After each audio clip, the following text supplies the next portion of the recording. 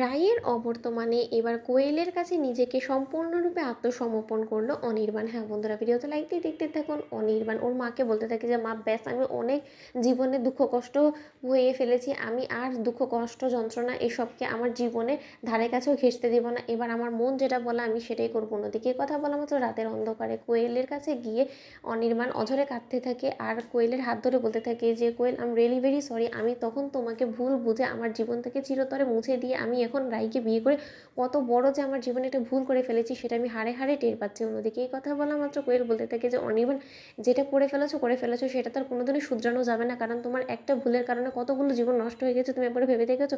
আর তোমার মুখে এই কথাগুলো একদমই এখন মানায় না, কারণ তুমি এখন বিবাহিত একজন পুরুষ আর তুমি রাইকে বিয়ে করে ফেলেছো অগ্নি সাক্ষী রেখে, আর ওর সাথে তোমার সম্পর্কটা জন্ম জন্মান্তরে। তখন অনির্বাণ বলতে থাকে যে কেন কোয়েল এরকম করে কেন বলছো বলো তো? একটা ভুল যদি আমি করেও ফেলি তাহলে সেই ভুলটাকে শুধরে নেওয়ার জন্য তো ভগবান আমাকে আরও একটা সুযোগ দিয়েছে, তাই না? কেন তুমি আছো না, আমি তোমার হাত ধরে তোমাকে আঁকড়ে ধরে গোটা জীবনটা কাটিয়ে দিতে পারবো। এবার তো তুমি আর অন্তত আমার সাথে বিশ্বাসঘাতকতা করবে না, কথা দাও তুমি কোয়েল। তখন কোয়েল বলতে থাকে যে অনির্বাণ, আমার কথা দেওয়া বা না দেওয়াতে কী বা যায় আসে বলো তো?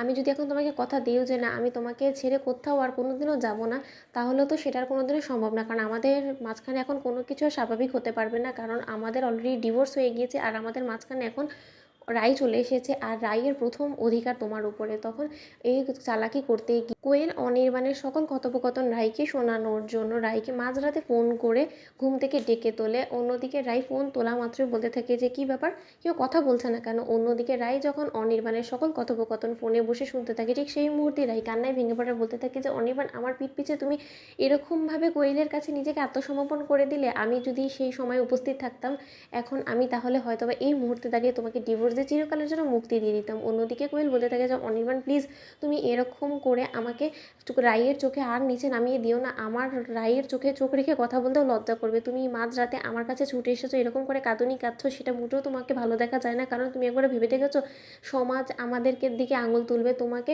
ক্যারেক্টারলেস বলবে, তোমার কারণে আমাকে অপমান করবে, সেটা নিশ্চয়ই তুমি সহ্য করবে না। তখন অনির্বাণ বলতে থাকে যে আমি কী এমন অন্যায় করে ফেলেছি বলো তো?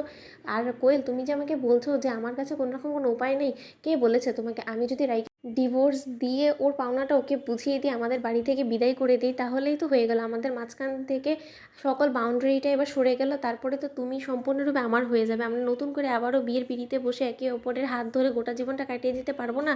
তখন কোয়েল বলতে থাকে যে অনির্বাণ, এই কথাগুলো মুখে আনাটাও পাপ, তুমি কেন বুঝতে পারছো না বলো? লক্ষ্মীটি অনির্বাণ, প্লিজ তুমি তোমার রুমে ফিরে যাও। ঠিক সেই সময় অনির্বাণ বলতে থাকে যে না, আমি আমার রুমে কোনো মতেই ফিরে যাবো না, আগে তুমি আমাকে কথা দাও যে তুমি আমার হয়েই থাকবে চিরকাল, আমাকেই ভালোবাসবে, তাহলে আমি যে কোনো মূল্যে রাইকে আমাদের সম্পর্ক থেকে সরিয়ে দেবো। তো বন্ধুরা, ভিডিওটি ভালো লাগলে লাইক এবং শেয়ার করে সাবস্ক্রাইব করতে ভুলো না।